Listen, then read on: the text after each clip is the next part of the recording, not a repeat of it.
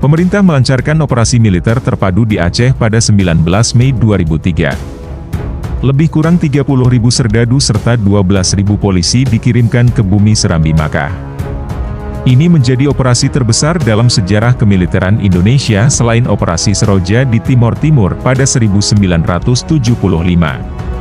Provinsi paling barat pun mengalami masa-masa yang paling mencekam seiring baku tembak yang terjadi di mana-mana, belum lagi situasi kaos dan teror yang menyasar masyarakat sipil.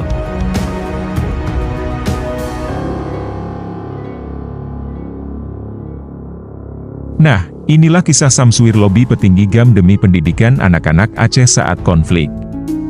Berikut kisahnya yang dirangkum dari metropolis.id.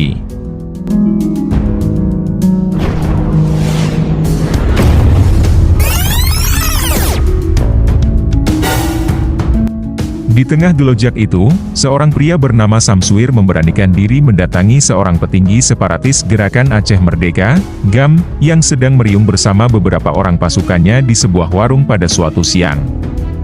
Niatnya pada saat itu cuma satu. Dia ingin menggugah hati petinggi GAM agar diizinkan mengajak anak-anak yang ada di rayon militer bersekolah.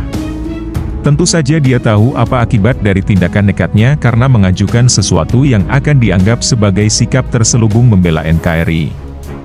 Pada masa-masa itu, sekolah dianggap sebagai simbol pemerintah oleh GAM. Sebab, sekolah seolah mengindoktrinasi anak-anak Aceh agar mencintai NKRI dengan pendidikan Pancasilanya. Petinggi GAM kawasan Tripa itu berang bukan kepalang mendengar permintaannya. Dia bahkan menyebut lelaki itu seorang Aceh yang hipokrit. Kalau kata-katanya memang tidak bisa saya ucapkan. Karena pribadi saya tersinggung sekali. Istilahnya, saya disebut tidak ada darah Aceh lah. Saya sedih juga bagaimana saya dimaki-maki saat itu, kisahnya kepada liputan6.com. Bukannya beranjak, Samsuir malah duduk tak jauh dari para anggota GAM yang sedang marah sambil menunjukkan air muka bersedih. Di dalam hati, dia masih berharap Tuhan membuka mata hati petinggi GAM. 1 jam kemudian, sang petinggi GAM itu tiba-tiba beranjak dari tempat duduknya. Dia menghampiri Samsuir dengan sebatang rokok yang menyelip di antara bibirnya yang legam. Dia bilang, "Bolehlah. Kalau memang tujuan kamu itu baik. Yang kamu tidak boleh ajarkan bahasa Indonesia, sejarah Jawa. Seperti lambang-lambang Pancasila, bendera merah putih itu, yang ada di rumah sekolah turunkan, kalau perlu dibakar." Saya diam saja saat itu. Berkat tindakannya di hari itu, jumlah anak-anak yang bersekolah di kawasan itu pun bertambah sedikit demi sedikit. Demi mewujudkan visinya, ia bahkan menyambangi setiap rumah untuk mendata anak-anak yang tidak bersekolah. Saat itu, saya berpikir, kalau saya biarin terus, sia-sia saja anak-anak ini. Bisa jadi korban semua ini, kata guru bernama Samsuir itu.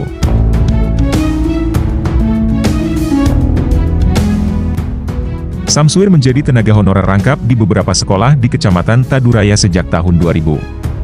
Ia menjadi guru rangkap demi menutupi kekurangan tenaga pendidik di tempat itu karena jarang yang mau mengajar di daerah pelosok apalagi daerah yang dimarkahi sebagai basis Angkatan Gerakan Aceh Merdeka.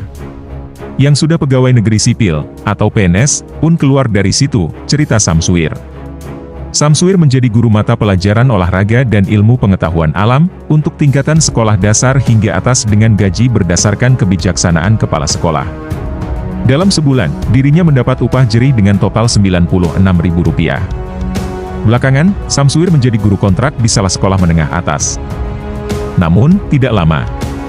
Ia dan keluarganya terpaksa pindah ke sebuah daerah transmigrasi di Kabupaten Aceh Singkil karena suatu sebab.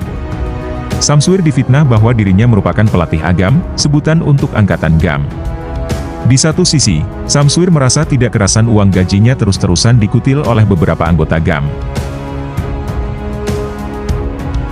Di Aceh Singkil, dia diminta menjadi guru untuk anak-anak tingkatan sekolah dasar, tetapi, hanya bertahan selama 8 bulan. Kehidupan ekonomi yang morat-marit telah memaksa Samsuir untuk menitipkan istri dan calon jabang bayinya ke kampungnya di Aceh Selatan, sementara, ia merantau ke Ranah Minang. Saya kerja di salah satu perusahaan kelapa sawit di Sumatera Barat. Saya baru kembali ke Nagan Raya. Pada 2006, setelah Memorandum of Understanding, MOU, kata dia. Sekembali dari Sumatera Barat, Samsuir pun lanjut menjadi tenaga honorer rangkap. Ia baru diangkat menjadi PNS pada 2014. Namun, karena tingkat pendidikannya, lelaki kelahiran 12 Mei 1971 ini hanya ditaruh pada bagian administrasi di Madrasah Ibtidaiyah Negeri, NIN, tempatnya mengabdi dulu. Nah, demikianlah liputan Haba Asa News, semoga bermanfaat.